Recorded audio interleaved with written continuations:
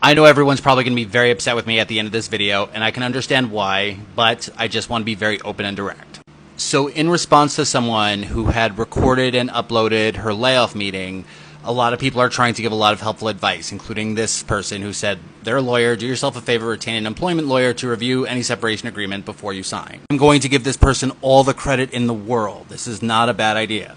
And far too often, I think people are either bullied or convinced into signing an agreement that they probably shouldn't. And again, 2000%, absolutely no hate to this person because this is not a bad idea. And the interest of protecting yourself is always going to be a good one.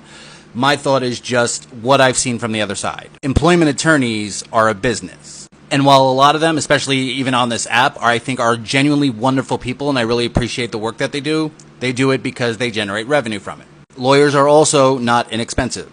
In a large majority of the people that I know that have received layoff or separation paperwork, they forget that that was also drafted by a lawyer. And in many cases, I've seen a lot of people that got impacted who've spent hundreds to thousands of dollars for an employment attorney following this advice, and absolutely nothing changed as a result of it. This is especially true if this was a large layoff event. Meaning, if a lot of people were impacted, the company has to treat everyone the same exact way. So I, again, have seen so many times where people have spent thousands, even up to tens of thousands of dollars returning an employment lawyer just to find out that there was just no case. That while it was an unpleasant experience and, people have every right to be angry or very right to be upset, it was not technically illegal. And unfortunately, not all legal firms are ethical either. They are paid to act like they pretend they care about your situation.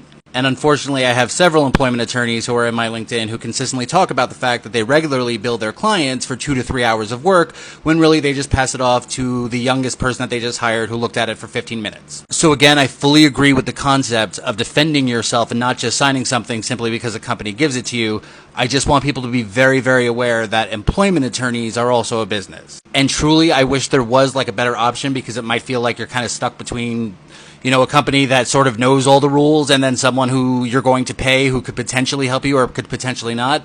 But this is why I normally encourage people just to spend a lot of time looking online, and especially online attorney services for the state or city that you're in. So 1,000,000% in support of this person's comment as it relates to making sure that you have a good understanding of what you're signing before you sign it.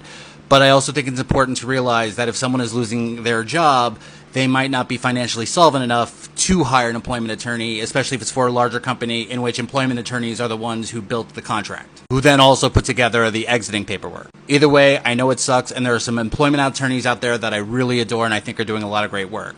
However, unfortunately, like every other business, that's not always the case.